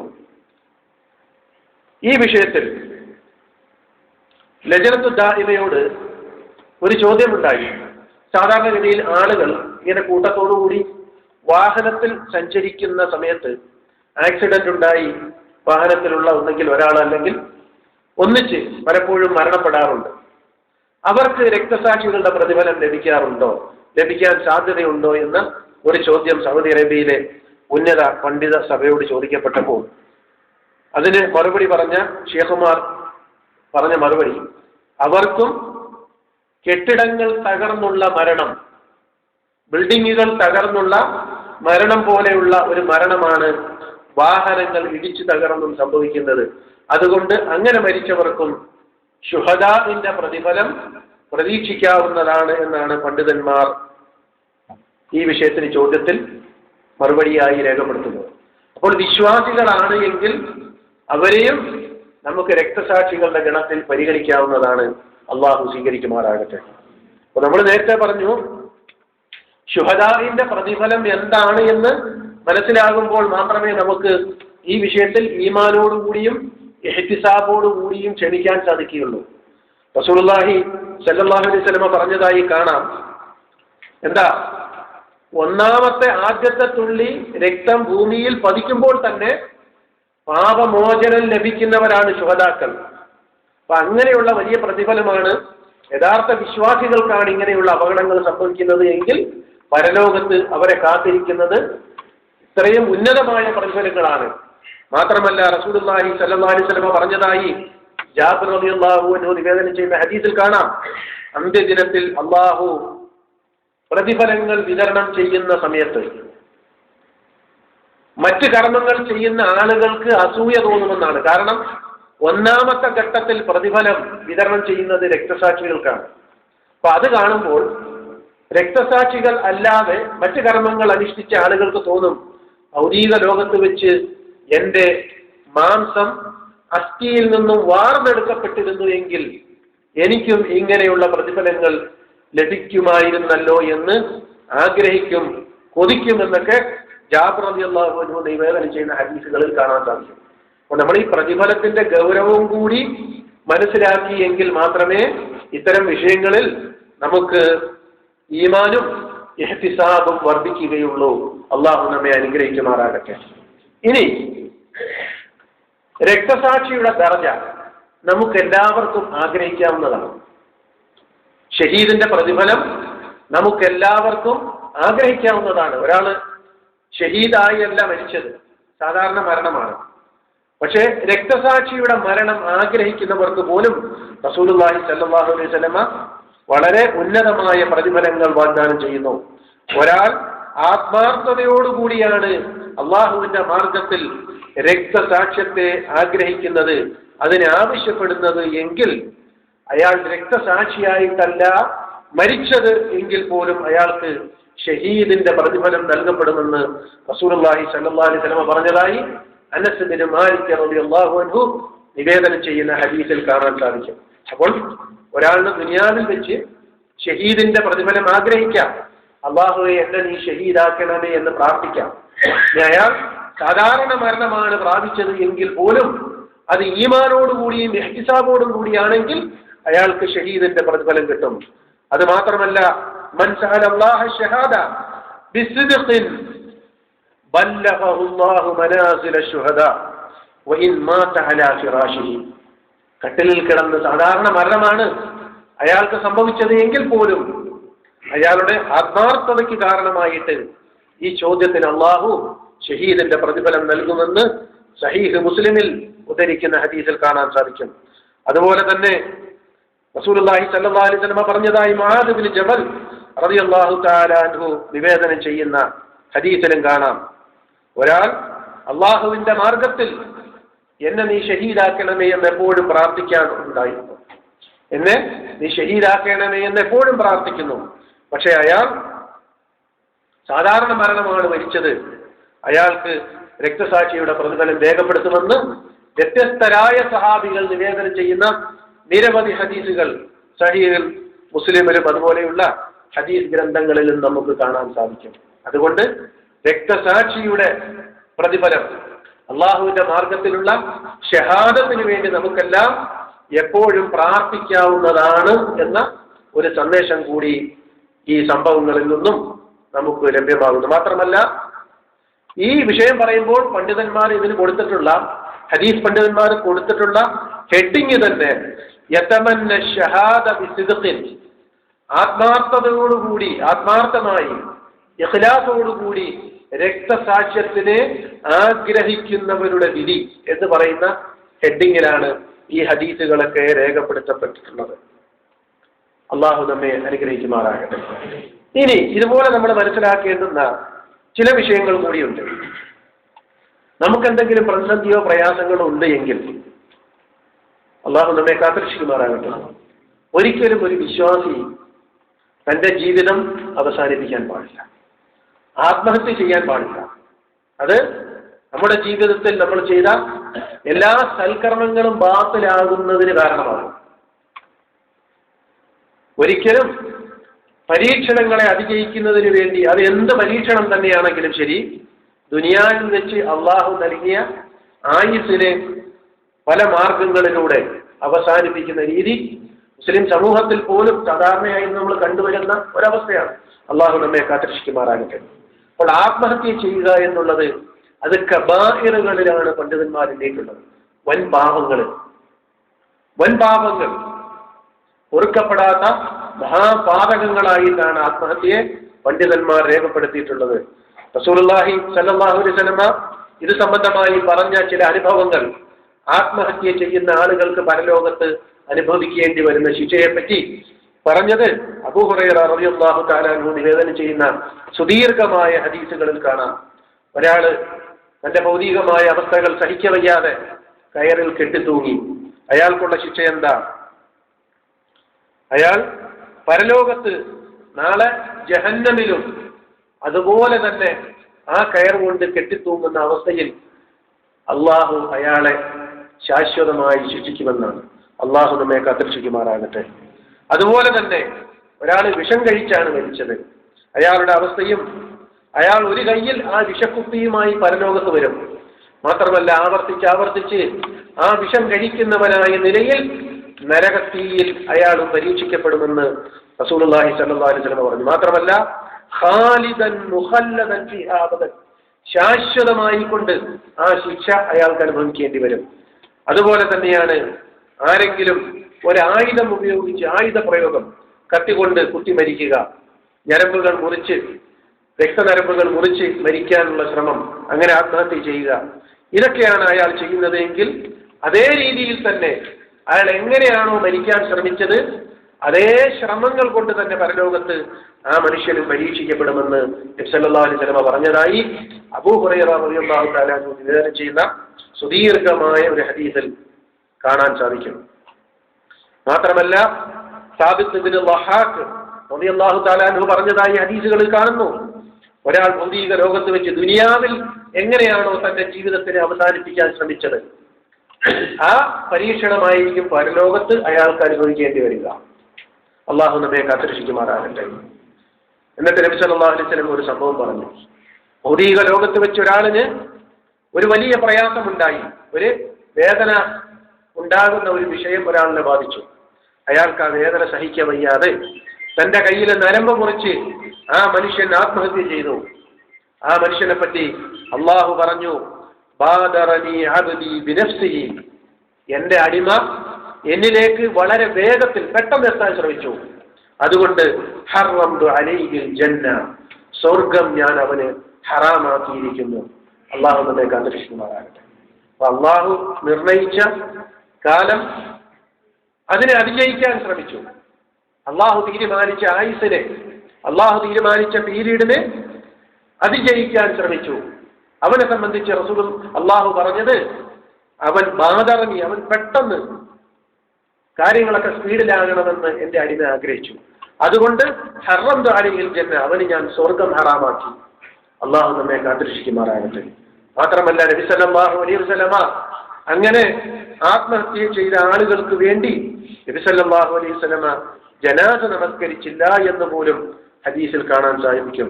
സഹീഹ് മുസ്ലിമിൽ നബി സല്ലല്ലാഹു അലൈഹി വസല്ലമയുടെ സാന്നിധ്യത്തിലേക്ക് ഒരു ആത്മഹത്യ ചെയ്ത മനുഷ്യന്റെ മയ്യിത്ത് കൊണ്ടുവരപ്പെട്ടു. നബി സല്ലല്ലാഹു അലൈഹി വസല്ലമ ആ വ്യക്തിക്ക് വേണ്ടി ജനാസ നമസ്കരിച്ചില്ല എന്ന് ജാബിർ ഇബ്നു സമ്റ റളിയല്ലാഹു തആല അൻഹു നിവേദനം ചെയ്യുന്ന ഹദീസിൽ നമുക്ക് കാണാൻ സാധിക്കും. അതുകൊണ്ട് ആത്മഹത്യ ഒരിക്കലും ഒന്നിനും ഒരു പരിഹാരമല്ല എന്ന് നമ്മൾ എപ്പോഴും മനസ്സിലാക്കേണ്ടതുണ്ട്. റസൂലുള്ളാഹി സ്വല്ലല്ലാഹു അലൈഹി വസല്ലമ നമ്മുടെ മനസ്സുകളെ പിടിച്ചു നിർത്താൻ, നമ്മുടെ മനസ്സുകൾക്ക് എപ്പോഴും കൃത്യമായ ഒരു ധൈര്യവും സ്ഥൈര്യവും ലഭിക്കുന്നതിന് വേണ്ടി ഒരുപാട് പ്രാർത്ഥനകൾ നമ്മൾ പഠിപ്പിച്ചിട്ടുണ്ട്. ഇൻഷാ അല്ലാഹ് ഇതിന്റെ അവസാനത്തിൽ ചില പ്രാർത്ഥനകൾ കൂടി നിങ്ങളുടെ ശ്രദ്ധയിൽ ഉൾപ്പെടുത്താൻ ആഗ്രഹിക്കുകയാണ്.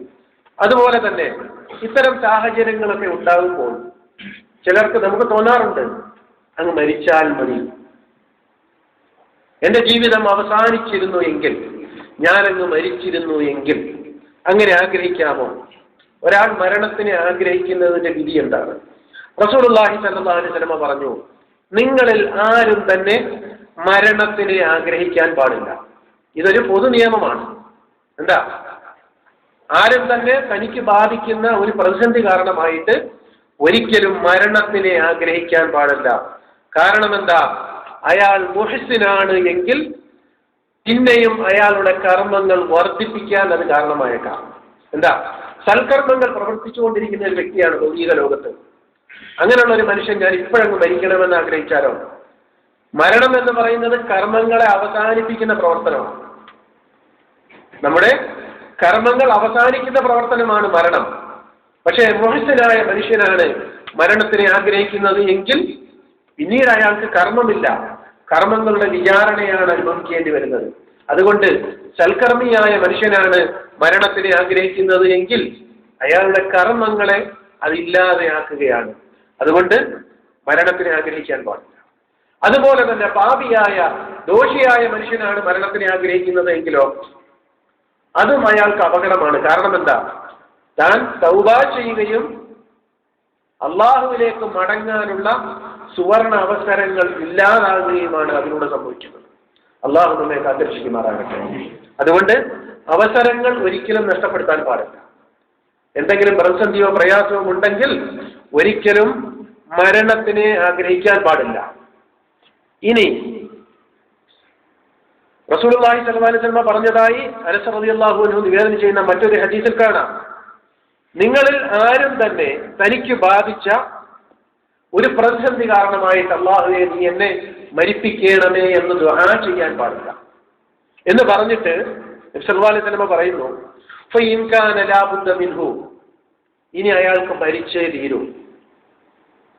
ഒരാളിന് രോഗം, ആ രോഗത്തിന്റെ വേദന എന്താണ് എന്നുള്ളത് അയാൾക്ക് മാത്രമേ അറിയാൻ സാധിക്കുകയുള്ളൂ. ഉദാഹരണമായിട്ട് ഇന്ന് നമ്മൾ കാണുന്ന ക്യാൻസർ, ആന്തരികമായി അതിന്റെ കാർന്ന് തിന്നുന്ന അനുഭവം അത് അനുഭവിച്ചവർക്ക് മാത്രമേ അറിയാൻ സാധിക്കുകയുള്ളൂ. അള്ളാഹു നമ്മെ കാത്തുരക്ഷിക്കുമാറാകട്ടെ. ആ കുട്ടി വീഴാൻ സാധ്യതയുണ്ട്, കേട്ടോ, പിടിച്ചു. വലിയവരുറങ്ങിയാലും ഇങ്ങനെ വീണു. അപ്പം വേദനയുടെ ഗൗരവം അത്രത്തോളം വലുതാണ്. അപ്പൊ അങ്ങനെയുള്ള ഒരു സാഹചര്യത്തിൽ ഒരാളിന് പ്രാർത്ഥിക്കാമോ? അയാൾ എന്താണ് അള്ളാഹുവിനോട് പ്രാർത്ഥിക്കേണ്ടത്? മരിച്ചേ തീരൂ എന്നുണ്ട് എങ്കിൽ ലാബുദ്ദ ഫാഇലൻ ഫല്യഖുൽ, അങ്ങനെയുണ്ട് എങ്കിൽ അയാൾക്ക് ദുആ ചെയ്യാം. എന്ത്? അല്ലാഹുമ്മ അഹ്യിനി മാ കാനത്തിൽ ഹയാതു ഖൈറൻ ലി വതവഫനി ഇദാ കാനത്തിൽ വഫാതു ഖൈറൻ ലി. അല്ലാഹുവേ, മരണമാണ് എനിക്ക് ഉത്തമമെങ്കിൽ അല്ലാഹുവേ നീ എന്നെ മരിപ്പിക്കണമേ. അതുപോലെ തന്നെ ജീവിതമാണ് എനിക്ക് ഉത്തമമെങ്കിൽ എന്നെ നീ ജീവിപ്പിക്കണമേ, ആരോഗ്യത്തോടു കൂടി ജീവിപ്പിക്കണമേ എന്നർത്ഥത്തിൽ. അതാണ് നബി സല്ലല്ലാഹു അലൈഹി വസല്ലം പഠിപ്പിച്ച പ്രാർത്ഥന. അല്ലാതെ എന്തെങ്കിലും ഒരു പ്രയാസമോ പ്രതിസന്ധിയോ ഉണ്ട് എങ്കിൽ എനിക്കങ്ങ് മരിച്ചാൽ മതിയേ എന്ന ശാപ സ്വരത്തിലുള്ള പ്രാർത്ഥനകൾ, അത്തരം ലഅനത്തുകൾ, ശാപവാക്കുകൾ ഒരിക്കലും പാടില്ല എന്ന് നബി സല്ലല്ലാഹു അലൈഹി വസല്ലം പറയുന്നു. മാത്രമല്ല, ഉത്തരം കിട്ടാത്ത പ്രാർത്ഥനകളിൽ നബി സല്ലല്ലാഹു അലൈഹി വസല്ലം പല കാര്യങ്ങളും എണ്ണി പറഞ്ഞപ്പോൾ ഒരാളുടെ നഫ്സിനെതിരെ അവരെന്നെ നശിക്കട്ടെ, ആ അർത്ഥത്തിലുള്ള ശാപപ്രാർത്ഥന. സമ്പത്തിനെതിരിൽ ഈ നശിച്ച സമ്പത്ത്, ഒടിഞ്ഞ സമ്പത്ത്, അങ്ങനെയൊക്കെയുള്ള പദപ്രയോഗങ്ങൾ കൊണ്ട് ഒരിക്കലും പ്രയോഗിക്കാൻ പാടില്ല. അതുപോലെ തന്നെയാണ് എന്ത്? ബന്ധങ്ങൾ മുറിക്കാൻ വേണ്ടിയുള്ള പ്രാർത്ഥന, അതും പാടില്ല. അതുപോലെ തന്നെയാണ് സന്താനങ്ങളെ അവർക്കെതിരെയുള്ള പ്രാർത്ഥന. എന്താ പ്രാർത്ഥന എന്ന് പറഞ്ഞാൽ ഇങ്ങനെ രണ്ട് കൈയും ആകാശത്തിലേക്ക് എടുത്തുകൊണ്ട് പറയുന്നത് മാത്രമല്ല പ്രാർത്ഥന. ചില വാക്കുകളും പ്രാർത്ഥനയുടെ ഗണത്തിൽ വരും. അപ്പൊ നമ്മുടെ കുട്ടികൾ എന്തെങ്കിലും വികൃതി കാണിച്ചു ഉടനെ തള്ളമാർ പറയാ നശിച്ച ചക്കൻ, അല്ലെങ്കിൽ ഗതികെട്ട ചക്കൻ, നന്നാകാത്തവൻ, ഗുരുത്തം കെട്ടവൻ. ഇതൊക്കെ യഥാർത്ഥത്തിൽ എന്താ അതിന്റെ ഉദ്ദേശം? അതിനൊക്കെ ഒരു പ്രാർത്ഥനയുടെ ശബ്ദമുണ്ട്. ഇവനൊന്ന് നശിച്ചിരുന്നു എങ്കിൽ എന്നുള്ള ഒരു പ്രാർത്ഥനയുടെ ശബ്ദമുണ്ട്. അതുകൊണ്ടാണ് നബി സല്ലല്ലാഹു അലൈഹി വസല്ലം പറഞ്ഞത്, ചില സമയത്ത് നമ്മുടെ പ്രാർത്ഥനകളും അള്ളാഹുവിന്റെ ഉത്തരവും ഒന്നിക്കാൻ സാധ്യതയുണ്ട്. അതുകൊണ്ട് ഒരിക്കലും നിങ്ങൾ സമ്പത്തിനും സന്താനങ്ങൾക്കും അതുപോലെ തന്നെ നിങ്ങളുടെ ബന്ധങ്ങൾക്കും എതിരിൽ നിങ്ങൾ പ്രാർത്ഥിക്കാൻ പാടില്ല. നിങ്ങളുടെ പ്രാർത്ഥനയും അള്ളാഹുവിന്റെ ഉത്തരവും ഒന്നിക്കാനുള്ള സാഹചര്യം ചില സമയങ്ങളിലുണ്ട്. ഒരു തള്ള പറയാണ് നശിച്ച ചക്കൻ. അപ്പൊ അള്ളാഹു ആ പ്രാർത്ഥനയെ ഒന്ന് സ്വീകരിക്കാൻ ഉദ്ദേശിച്ചാലോ പിന്നെ ശാശ്വതമായി നമ്മൾ കണ്ണുനീര് അനുഭവിക്കേണ്ടി വരും. അള്ളാഹു നമ്മെ കാത്തുരക്ഷിക്കുന്നതാണ്. അതുകൊണ്ടാണ് വാക്കുകൾ പറയുന്നതിന് മുമ്പ് ആലോചിച്ചിട്ട് മാത്രമേ കുട്ടികളെ സംബന്ധിച്ച്, അത് ബാപ്പയാണെങ്കിലും ശരി ഉമ്മയാണെങ്കിലും ശരി, വർത്തമാനം പറയാൻ പാടുള്ളൂ. ഇന്ന് ജീവിച്ചിരിക്കുന്ന പ്രമുഖനായ ഒരു പണ്ഡിതൻ തന്റെ ഒരു അഭിമുഖത്തിൽ പറയുന്നുണ്ട്, ഒരുപക്ഷെ നിങ്ങളെല്ലാം കേട്ടതായിരിക്കും. തന്റെ വീട്ടിലേക്ക് അതിഥികൾ വന്ന സമയത്ത് ഉമ്മ ഭക്ഷണമൊക്കെ ഉണ്ടാക്കി, വീട്ടിൽ ഭക്ഷണമൊക്കെ ഉണ്ടാക്കി. ഇന്നലെ കുട്ടിയായിരിക്കെ അദ്ദേഹത്തിന്റെ സ്വഭാവം എന്താ? അതിഥികൾക്ക് വേണ്ടി തയ്യാറാക്കിയ ഭക്ഷണത്തിൽ മണ്ണ് വാരിക്കൊണ്ടിരുന്നു. എത്രയോ വലിയ ഒരു പ്രതിസന്ധി.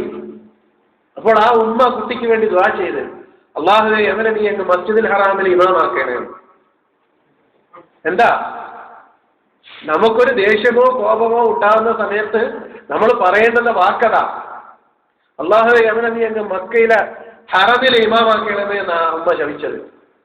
ശാപം എന്ന് പറഞ്ഞാൽ ഒരു പ്രാർത്ഥനയാണല്ലോ.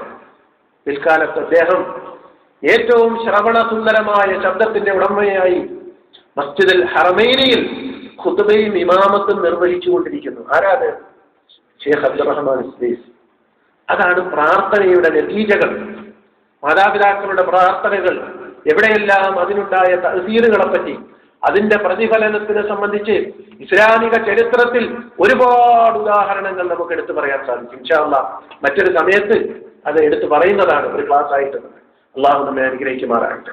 അപ്പം നമ്മുടെ കുട്ടി ഒരു ഗുരുത്തക്കേട് കാണിച്ചാൽ അള്ളാഹുവെ എവന്റെ സ്വഭാവം നീ ഒന്ന് ശുദ്ധീകരിക്കണം, എവനെ നീ ഒന്ന് നന്നാക്കണമേ എന്നാണ് നമ്മൾ പറയേണ്ടത്. അല്ലാതെ ഗുരുത്തൻ കെട്ട ചെക്കൻ നശിച്ചവൻ എന്നുള്ള പദപ്രയോഗങ്ങൾ പറഞ്ഞാൽ അള്ളാഹുവിന്റെ ഉത്തരവും ഉമ്മയുടെ പ്രാർത്ഥനയും ബാപ്പയുടെ പ്രാർത്ഥനയും, ഉമ്മമാര് മാത്രമല്ല ബാപ്പമാരും ഈ കൂട്ടത്തിൽ ഒട്ടും പിന്നോട്ടല്ല. അതുകൊണ്ട് പ്രാർത്ഥനയും ഉത്തരവും തമ്മിൽ ഒന്നിക്കാനുള്ള സാഹചര്യമുണ്ട് എന്ന് റസൂലുള്ളാഹി സ്വല്ലല്ലാഹു അലൈഹി വസല്ലം പറയുന്നു. അതുപോലെ തന്നെയാണ് ഇനി മരണത്തിനെ ആഗ്രഹിക്കാതെ ഒരാൾ പിടിച്ചു നിന്നാൽ ഏത് പ്രതിസന്ധി ഘട്ടത്തിലും അയാൾ പിടിച്ചു നിൽക്കുക തന്നെ ചെയ്തു. അങ്ങനെയുള്ളവർക്ക് എന്തുണ്ട്? രക്തസാക്ഷികളുടെ പ്രതിഫലമുണ്ട് എന്ന് റസൂലുള്ളാഹി സ്വല്ലല്ലാഹു അലൈഹി വസല്ലം പറയുന്നു. ഇന്ന മിൻ വറാഇകും സമാനു സബ്രിൻ ലിൽ മുതമസ്സികി ഫീഹി അജ്റു 50 ശഹീദൻ മിൻകും. അല്ലാഹു അക്ബർ. നിങ്ങളിൽപ്പെട്ട നിങ്ങൾക്ക് ഒരു കാലം വരാനുണ്ട്.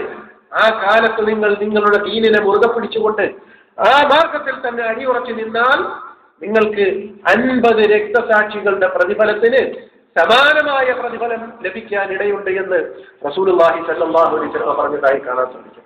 അതുകൊണ്ട് ദീനിന്റെ വിഷയത്തിൽ നമ്മൾ എന്തെങ്കിലും പരീക്ഷിക്കപ്പെട്ടാൽ, ഇന്ന് പരീക്ഷണങ്ങളുടെ കാലമാണ്, കൃത്യമായ ദീനനുസരിച്ച് അതിന്റെ ഉസൂലുകൾ അനുസരിച്ച് ജീവിക്കുന്നവരെ സംബന്ധിച്ച് നബി സല്ലല്ലാഹു അലൈഹി വസല്ലം പറഞ്ഞത് കൽ ഖാബിദി അലൽ ജമറ, തീക്കട്ട എടുത്ത് കയ്യിൽ പിടിച്ചവനെ പോലെ കിഴിഞ്ഞപ്പുറത്തേക്ക് പോകും. പല നിലയിലുള്ള പരീക്ഷണങ്ങൾ, ഓരോ ദിവസവും പുതിയ പുതിയ പരീക്ഷണങ്ങളും പരിഹാസങ്ങളും. അത് നമ്മൾ നമ്മുടേതായ ദീനിൽ തന്നെ അള്ളാഹുവിന്റെയും റസൂലിന്റെയും മാർഗത്തിൽ അങ്ങനെ തന്നെ നമ്മളങ്ങ് ജീവിച്ചാൽ ആരെയും വകവയ്ക്കേണ്ട ഒരു കാര്യമില്ല. നമ്മൾ ഏതൊരു മാർഗത്തിലാണോ അത് ശരിയായിരിക്കണം, അത് സത്യമാണെന്ന് നമുക്ക് ബോധ്യമുണ്ടാകുകയും ചെയ്യണം. ആ മാർഗത്തിൽ ഈമാനോടുകൂടിയും ഇഹ്തിസാബോടുകൂടിയും, അല്ലാതെ പറ്റില്ല. നമുക്ക് എന്തുണ്ടാകണം? ഈമാനും ഇഹ്തിസാബോടും കൂടിയാണ് നമ്മൾ ക്ഷമിക്കുകയും സഹിക്കുകയും ചെയ്യുന്നത് എങ്കിൽ, ആ ദീനിൽ തന്നെ തുടരുന്നത് എങ്കിൽ അവന് 50 രക്തസാക്ഷിയുടെ പ്രതിഫലം അള്ളാഹു രേഖപ്പെടുത്തുമെന്ന് നബി സല്ലല്ലാഹു അലൈഹി വസല്ലം പറഞ്ഞതായി കാണാം. അതുപോലെ തന്നെയാണ് നമ്മുടെ ജീവിതത്തിൽ നമ്മുടെ മക്കൾക്ക്, കുട്ടികൾക്ക് എന്തെങ്കിലുമൊക്കെ ഒരു അപകടം സംഭവിച്ചാൽ പോലും നന്ദികേടിന്റെ വർത്തമാനങ്ങൾ പറയാൻ പാടില്ല. പ്രത്യേകിച്ചും സന്താനങ്ങളെ സംബന്ധിച്ച വിഷയത്തിൽ ഉണ്ടാകുന്ന അപകടങ്ങൾ, പരീക്ഷണങ്ങൾ റസൂലുള്ളാഹി സ്വല്ലല്ലാഹു അലൈഹി വസല്ലം പ്രത്യേകം എടുത്തു പറഞ്ഞിട്ടുണ്ട്. അതിനുവേണ്ടി പ്രത്യേകം അധ്യായങ്ങൾ തന്നെ ഹദീസ് ഗ്രന്ഥങ്ങളിൽ നമുക്ക് കാണാൻ സാധിക്കും. ഔലാദുൽ മുസ്ലിമീൻ, വിശ്വാസികളുടെ കുട്ടികളെ പറ്റി പറയുന്ന അധ്യായങ്ങൾ, അവർക്കുണ്ടാകുന്ന പരീക്ഷണങ്ങളെ പറ്റി റസൂലുള്ളാഹി സ്വല്ലല്ലാഹു അലൈഹി വസല്ലം പറയുന്നു, ഒരാളിന് 3 കുട്ടികൾ ഉണ്ടായി. ആ 3 കുട്ടികൾ അവർ പ്രായപൂർത്തി എത്തുന്നതിന് മുമ്പ് തന്നെ അവർ മരണപ്പെടുകയും ചെയ്തു എങ്കിൽ അത് കാന ലഹു ഹിജാബൻ മിനൻ നാരി ഔ ദഖലൽ ജന്ന, അത് ആ കുട്ടികളുടെ രക്ഷകർത്താക്കൾ നരകത്തിൽ അകപ്പെടാതെ സ്വർഗ്ഗം ലഭിക്കുന്നതിന് കാരണമാകുമെന്ന് റസൂലുള്ളാഹി സ്വല്ലല്ലാഹു അലൈഹി വസല്ലം പറഞ്ഞതായി അബൂ ഹുറൈറ റളിയല്ലാഹു അൻഹു നിവേദനം ചെയ്യുന്ന ഹദീസ്. അപ്പൊ കുട്ടികൾ മരിച്ചിട്ടുണ്ട് എങ്കിൽ, വിശ്വാസിയാണ് എങ്കിൽ, ഈമാനോട് കൂടിയാണ്, ഇഹ്തിസാബോട് കൂടിയാണ് എങ്കിൽ അതും സ്വർഗത്തിന് കാരണമാകും, നരകത്തിൽ നിന്നും അള്ളാഹു കാത്തുരക്ഷിക്കുന്നതിന് കാരണമാകും. അള്ളാഹു അനുഗ്രഹിക്കട്ടെ. അതുപോലെ തന്നെ റസൂലുള്ളാഹി സ്വല്ലല്ലാഹു അലൈഹി വസല്ലം പറഞ്ഞതായി അബൂ ഹുറൈറ റളിയല്ലാഹു തആല അൻഹു നിവേദനം ചെയ്യുന്ന മറ്റൊരു ഹദീസിൽ കാണാം, വിശ്വാസികളുടെ മുഅ്മിനീങ്ങളായ സ്ത്രീ പുരുഷന്മാരുടെ കുട്ടികൾ അവർ സ്വർഗത്തിലെ ഒരു കുന്നിന്റെ പുറത്തായിരിക്കും, ഒരു മലയുടെ പുറത്തായിരിക്കും. യുകഫിലുഹും ഇബ്രാഹിം വസാറ അലൈഹിമസ്സലാത്തു വസ്സലാം. അവരെ ആരാ സംരക്ഷിക്കുന്നത്? ഖലീലുല്ലാഹി ഇബ്രാഹിം നബിയും നമ്മുടെ പ്രിയപ്പെട്ട മാതാവ് സാറ ഉമ്മയുമാണ് അവരെ താലോലിക്കുകയും കളിപ്പിക്കുകയും ചെയ്തത്. സ്വർഗത്തിൽ അവരെ സംരക്ഷിക്കുന്നത് ഒരു പ്രത്യേക കുന്നിന്റെ പുറത്ത് അവരെങ്ങനെ ഓടിക്കളിച്ചുകൊണ്ടിരിക്കുന്നു. സല്ലല്ലാഹു അലൈഹി വസല്ലമയുടെ ഇസ്രാഉം മിഅ്റാജുമായി ബന്ധപ്പെട്ട വിഷയത്തിൽ നമുക്കറിയാം, ഒരു മനുഷ്യനെ സല്ലല്ലാഹു അലൈഹി വസല്ലമ കണ്ടു സ്വർഗത്തിൽ. അയാൾക്ക് ചുറ്റും ഇങ്ങനെ ഒരുപാട് കുട്ടികളുണ്ട്. അത് ആരാണെന്ന് ചോദിച്ചു. അത് ഖലീലുല്ലാഹി ഇബ്രാഹിം നബിയാണെന്ന് മറുപടി പറയപ്പെട്ടു. ആ കാണുന്ന കുട്ടികളോ അത് വിശ്വാസികളുടെ സന്താനങ്ങളാണ്. എന്താ, പ്രതിഫലേച്ഛയോടുകൂടി നമ്മൾ ക്ഷമിച്ചാൽ നമുക്കതിലൂടെ സ്വർഗമുണ്ട്. മാത്രമല്ല നമ്മുടെ കുട്ടികളെ പരലോകത്ത് അള്ളാഹു സംരക്ഷിക്കാൻ ഏൽപ്പിക്കുന്നത് ഇബ്രാഹീമിനെയും അദ്ദേഹത്തിന്റെ പ്രിയപ്പെട്ട ഭാര്യ സാറ അലൈഹി സ്വലാത്തു വസ്സലാം, അവർ രണ്ടുപേരാണ് കുട്ടികളെ സംരക്ഷിക്കുന്നത്. മാത്രമല്ല തന്റെ പ്രിയപ്പെട്ട മകൻ ഖാസിം മരണപ്പെട്ടപ്പോൾ നബി സല്ലല്ലാഹു അലൈഹി വസല്ലം പറഞ്ഞു, ഇന്ന ലഹു മുർളിഅൻ ഫിൽ ജന്ന, അല്ലാഹു തആല ഖാസിമിനെ സ്വർഗ്ഗത്തിൽ മുലയൂട്ടാൻ വേണ്ടി പ്രത്യേകിച്ച് ഒരു ഉമ്മയെ ഏൽപ്പിച്ചു കൊടുത്തിട്ടുണ്ട്. മനസ്സിലായില്ലേ? അതുകൊണ്ട് നമ്മുടെ കുട്ടികളെ സംരക്ഷിക്കാൻ നമ്മളെക്കാളും ഉത്തരവാദിത്വ ബോധമുള്ള പരിശുദ്ധരായ മാതാപിതാക്കളെ അള്ളാഹു ഏൽപ്പിച്ചിട്ടുണ്ട് എന്ന ബോധ്യത്തോടും കൂടി നമ്മൾ ക്ഷമിക്കണം. അല്ലാതെ എനിക്കിനി ആരുണ്ട്, എല്ലാം പോയി, ഇത്തരം വർത്തമാനങ്ങൾ ഒരിക്കലും ഒരു വിശ്വാസിയിൽ നിന്നും ഉണ്ടാകാൻ പാടില്ല. എനിക്കിനി ആരുണ്ട് എന്ന് പറഞ്ഞാൽ അള്ളാഹു ഇല്ല എന്നുള്ളൊരു സമ്മതമാണ് പറയുന്നത്. അതുകൊണ്ട് സ്ത്രീകളാണെങ്കിലും പുരുഷന്മാരാണെങ്കിലും എന്ത് വേണം? ഈമാനും ഇഹ്തിസാബും ഉണ്ടാകണം. മാത്രമല്ല റസൂലുള്ളാഹി സ്വല്ലല്ലാഹു അലൈഹി വസല്ലം മഹദിയായ ഉമ്മു സലമ റളിയല്ലാഹു തആല അൻഹയുടെ വീട്ടിലേക്ക് കടന്നു വരുമ്പോൾ അവിടെ നടന്ന സംഭവം, ഉമ്മു സലമയുടെ ഭർത്താവ് അബൂ സലമ മരിച്ചിരിക്കുന്നു. റസൂലുള്ളാഹി സ്വല്ലല്ലാഹു അലൈഹി വസല്ലം ഉമ്മു സലമയോട് പറഞ്ഞു, ഈ സമയത്ത് നിങ്ങൾ പറയണം, ഇന്നാ ലില്ലാഹി വ ഇന്നാ ഇലൈഹി റാജിഊൻ, അല്ലാഹുമ്മ അജിർനി ഫീ മുസീബതി വഖ്ലുഫ് ലീ ഖൈറൻ മിൻഹാ. നമ്മൾ പഠിക്കേണ്ടുന്ന ഒരു പ്രാർത്ഥനയാണ്. ഒരാപത്ത്, ഒരു പ്രതിസന്ധി, ഒരു പരീക്ഷണം, നമുക്കൊരു അപകടം വന്നു, എന്താ നമ്മൾ പറയേണ്ടത്? പടച്ചവനെ അങ്ങനെ സംഭവിച്ചോ? താടിക്ക് കൈയും കൊടുത്തിട്ട് അങ്ങോട്ട് പോയത് കൊണ്ടല്ലേ അങ്ങനെ സംഭവിച്ചത്? ഈ ടേംസും കണ്ടീഷനും വെച്ചുള്ള വർത്തമാനം പാടില്ല. അതുകൊണ്ട് ഇങ്ങനെ സംഭവിച്ചു, ഇതുകൊണ്ട് അങ്ങനെ സംഭവിച്ചു. മനസ്സിലായില്ലേ? കണ്ടീഷനുകൾ ഉപയോഗിച്ചിട്ടുള്ള വർത്തമാനം ഒരിക്കലും പാടില്ല. നമ്മൾ പറയണം, ഇന്നാ ലില്ലാഹി വ ഇന്നാ ഇലൈഹി റാജിഊൻ. എന്നിട്ട് നബി സല്ലല്ലാഹു അലൈഹി വസല്ലം പഠിപ്പിച്ചു, എന്താ? അല്ലാഹുമ്മ അജിർനി ഫീ മുസീബതി, അല്ലാഹുവേ ഈ പരീക്ഷണം ക്ഷമിക്കുകയും സഹിക്കുന്നതിന് കാരണമായിട്ട് എനിക്ക് നീ ഉന്നതമായ പ്രതിഫലം തരണമേ, മഹോന്നതരായ അനന്തരാവകാശികളെയും തരണമേ എന്ന് ഒരാൾ പറഞ്ഞാൽ അത് കാരണമായിട്ട് അള്ളാഹു ഉന്നതമായ പ്രതിഫലം അയാൾക്ക് നൽകുമെന്ന് നബി സല്ലല്ലാഹു അലൈഹി വസല്ലം പറഞ്ഞു. എന്നിട്ട് ഉമ്മു സലമ പറയുന്നു, നബി പഠിപ്പിച്ച ഈ പ്രാർത്ഥന ഞാൻ പറഞ്ഞു. എന്താ പ്രാർത്ഥന? ഇന്നാ ലില്ലാഹി വ ഇന്നാ ഇലൈഹി റാജിഊൻ, അല്ലാഹുമ്മ അജിർനി ഫീ മുസീബതി വഖ്ലുഫ് ലീ ഖൈറൻ മിൻഹാ, അല്ലാഹുവേ ഇതിനേക്കാൾ ഉത്തമമായതിനെ എനിക്ക് നീ പകരം നൽകണമേ എന്ന പ്രാർത്ഥന ഞാൻ പ്രാർത്ഥിച്ചു. അതുകൊണ്ട് അള്ളാഹു എനിക്ക് പകരം നൽകി എന്റെ അബൂ സലമയെക്കാളും ഉന്നതനായ ഉത്തമരിൽ അത്യുത്തമനായ ഒരു ഭർത്താവിനെ അള്ളാഹു പകരം നൽകി. അതാരായിരുന്നു? റസൂലുള്ളാഹി സ്വല്ലല്ലാഹു അലൈഹി വസല്ലം. മനസ്സിലായില്ലേ? അതുകൊണ്ട് ക്ഷമയും സഹനശക്തിയും വളരെ അനിവാര്യമാണ്. മാത്രമല്ല നബി സല്ലല്ലാഹു അലൈഹി വസല്ലം അബൂ സലമയുടെ സന്നിധിയിലേക്ക് ചെല്ലുമ്പോൾ അബൂ സലമയുടെ കണ്ണുകൾ ഇങ്ങനെ തുറന്നിരിക്കുകയാണ്. നബി സല്ലല്ലാഹു അലൈഹി വസല്ലം ആ കണ്ണുകൾ അങ്ങനെ അടച്ചു കൊടുത്തിട്ട് നബി സല്ലല്ലാഹു അലൈഹി വസല്ലം പറഞ്ഞു, റൂഹ് പിടിക്കപ്പെട്ടാൽ ആ മയ്യത്ത് നോക്കുന്നത് എന്റെ റൂഹ് എങ്ങോട്ടാണ് പോയത് എന്ന ലക്ഷ്യത്തിലാണ് അത് കണ്ണു തുറന്നിരുന്നുകൊണ്ട് നോക്കുന്നത്. അതുകൊണ്ട് നബി സല്ലല്ലാഹു അലൈഹി വസല്ലമയുടെ നിർദ്ദേശമാണ്, ഒരാൾ മരിച്ചു കഴിഞ്ഞാൽ ആദ്യം കണ്ണടച്ചു കൊടുക്കണം. ഇത് പറയുന്നത് കേട്ടപ്പോൾ അവിടെ ഇരുന്നവരെല്ലാം ഉച്ചത്തിൽ കരയുകയും പല രീതിയിലുള്ള വർത്തമാനങ്ങൾ പറയുകയും ചെയ്തു. അപ്പോൾ റസൂലുള്ളാഹി സ്വല്ലല്ലാഹു അലൈഹി വസല്ലം പറഞ്ഞു, അങ്ങനെയുള്ള വർത്തമാനങ്ങൾ ഒരിക്കലും ലാ തദ്ഉ വലാ അൻഫുസിക്കും ഇല്ലാ ബിഖൈർ, നല്ല വർത്തമാനങ്ങളല്ലാതെ ഈ സമയത്ത് പറയാൻ പാടില്ല. എനിക്കിനി ആരുണ്ട്, എന്നെ ഇട്ടേച്ച് പോയല്ലോ, എന്റെ കുട്ടികളെ ഇനി ആര് നോക്കും? ഇങ്ങനെയുള്ള വർത്തമാനങ്ങൾ എന്താ പറയേണ്ടത്? ഖൈറായ വർത്തമാനങ്ങൾ മാത്രം പറയണം. എന്നിട്ട് നബി സല്ലല്ലാഹു അലൈഹി വസല്ലം പഠിപ്പിച്ചു ചില പ്രാർത്ഥനകൾ. എന്താ പ്രാർത്ഥനകൾ? അല്ലാഹുമ്മ ഗ്ഫിർ ലി അബീ സലമ. നബി സല്ലല്ലാഹു അലൈഹി വസല്ലം പേരെടുത്ത് പ്രാർത്ഥിച്ചു. ജനാസയുടെ അടുത്ത് നിന്നിട്ട്, അല്ലാഹുവേ അബൂ സലമയ്ക്ക് നീ പുറത്തു കൊടുക്കണമേ, വർഫഅ ദർജതഹു ഫിൽ മഹ്ദിയീൻ, മഹോന്നതന്മാർക്കൊപ്പം ഹിദായത്ത് ലഭിച്ചവർക്കൊപ്പം ഉന്നതമായ സ്വർഗത്തിൽ അദ്ദേഹത്തിന് നീ അവസരം നൽകുകയും ചെയ്യണമേ എന്ന പ്രാർത്ഥന നബി സല്ലല്ലാഹു അലൈഹി വസല്ലം പേരെടുത്ത് പറഞ്ഞു പ്രാർത്ഥിച്ചു. അതുകൊണ്ട് നമുക്കുള്ള ഗുണപാഠം എന്താ? മയ്യത്തിന്റെ അടുത്ത് ചെന്നിട്ട് അതിങ്ങനെ കണ്ടിട്ട് ഇനി പോരുക എന്നുള്ളതല്ല. മനസ്സിലായില്ലേ? ഇപ്പൊ തന്നെ സുന്നി മുസ്ലിയാക്കന്മാർ പറയുന്നത് മുജാഹിദുകൾ മയ്യത്ത് കാണാൻ പോയാൽ കറവപ്പശുവിന്റെ മയ്യത്ത് കാണാൻ പോയതുപോലാണ്, ഒന്നും മിണ്ടാതെ തിരിച്ചു പോരുന്നത്. യഥാർത്ഥത്തിൽ അത് തന്നെ തെറ്റാണ്. മനസ്സിലായില്ലേ? പല മുസ്ലിയാക്കന്മാരും പ്രസംഗിക്കുന്ന അങ്ങനെ ഏതാണ്ട് ഒരു പശുവിന്റെ ശവം കാണാൻ പോയതുപോലെയാണ്, ഒന്നും മിണ്ടാതെ തിരിച്ചു പോകുക.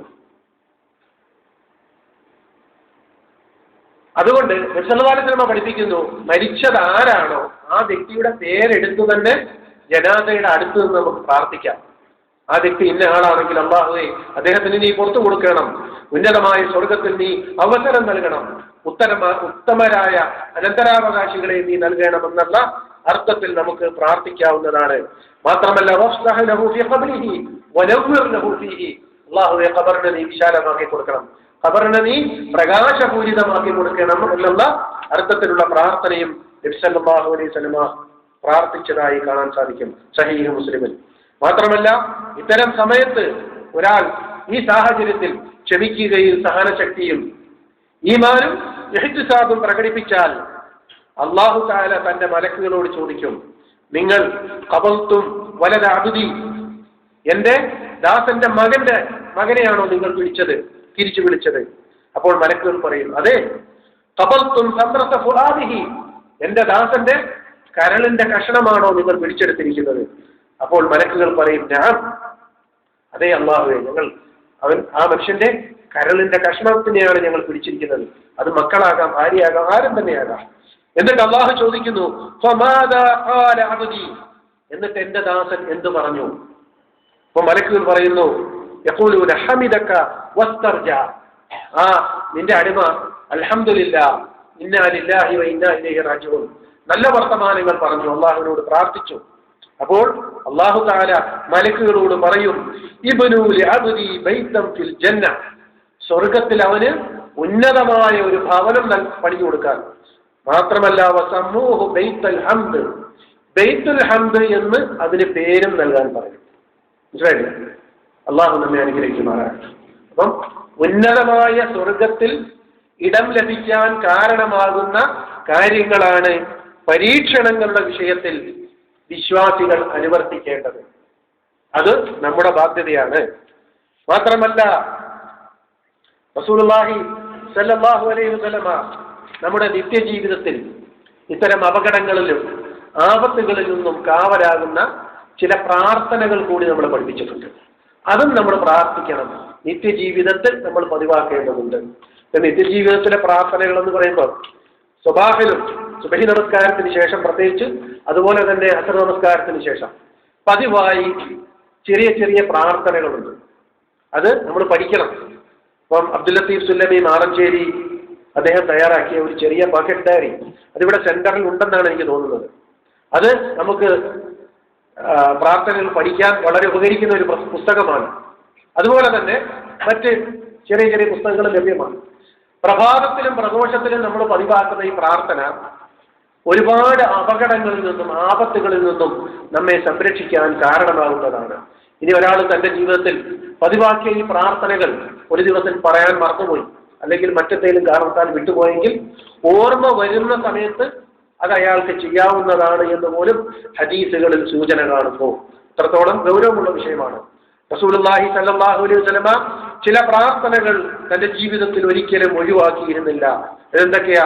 അല്ലാഹുമ്മ ഇന്നി അസ്അലുക അൽ-ആഫിയ ഫി ദുനിയ വൽ ആഖിറ, അല്ലാഹുമ്മ ഇന്നി അസ്അലുക അൽ-അഫ്വ വൽ ആഫിയ ഫി ദീനി വദുനിയായ വഅഹ്ലി വമാലി, അല്ലാഹുമ്മ അസ്തുർ ഔറാതി വആമിൻ റൗഹാതി, അല്ലാഹുമ്മ അഹ്ഫദ്നി മിൻ ബൈനി യദയ്യ വമിൻ ഖൽഫി വഅൻ യമീനി വഅൻ ശിമാലി വമിൻ ഫൗഖി വഅഊദു ബിഅളമതിക അൻ ഉഗ്താല മിൻ തഹ്തി.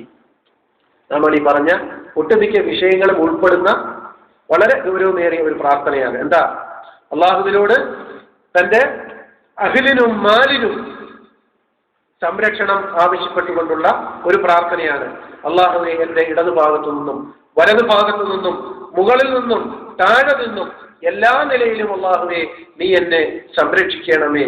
മാത്രമല്ല വഅഊദു ബിഅളമതിക അൻ ഉഗ്താല മിൻ തഹ്തി, താഴ്ഭാഗത്തോടുകൂടി സംഭവിക്കാനിടയുള്ള അപകടങ്ങളിൽ നിന്നും അള്ളാഹുവെ നിന്റെ അളമത്ത് കൊണ്ട് ഞാൻ കാവലിന് ചോദിക്കും. താഴ്ഭാഗത്തുനിന്ന് നമുക്ക് സംഭവിക്കാന്ന് പറഞ്ഞാൽ ചിലപ്പോൾ ഭൂമി പിളർന്നിട്ട് മനുഷ്യരങ്ങ് താഴേക്ക് പോകുന്ന നിലയിലുള്ള ചില ശിക്ഷകളുണ്ട്. അടുത്ത സമയത്ത് സോവിയറ്റ് റഷ്യയിലോ അമേരിക്കയുടെ ചില ഭാഗങ്ങളിലൊക്കെ അത്രയും വലിയ ശിക്ഷകൾ ഉണ്ടായതായി വീഡിയോയിൽ കാണാനിടയായി. അള്ളാഹു നമ്മെ കാത്തുരക്ഷിക്കുമാറാകട്ടെ. അതിനാണ് അറബിയിൽ നമ്മൾ പറയുന്നത് ഖസഫ്. ഖസഫ് എന്ന് പറയുന്നത് മറ്റൊരു ശിക്ഷയാണ് എന്ത്? മനുഷ്യൻ പെട്ടെന്ന് ചില മൃഗങ്ങളുടെ കോലത്തിലായി പോവുക. അള്ളാഹു നമ്മെ കാത്തിരക്ഷിക്കുമാറാകട്ടെ. അപ്പോൾ ഖസഫിൽ നിന്നും അതുപോലെയുള്ള ശിക്ഷകളിൽ നിന്നും അള്ളാഹുവിനോട് കാവലിനെ ചോദിക്കുന്ന പ്രാർത്ഥനയാണ്. അതുപോലെ തന്നെയാണ് നബി സല്ലല്ലാഹു അലൈഹി വസല്ലം നിത്യമായി പ്രഭാതത്തിലും പ്രദോഷത്തിലും അള്ളാഹുവിനോട് കാവൽ ആവശ്യപ്പെട്ടുകൊണ്ട് പ്രാർത്ഥിച്ചിരുന്നു.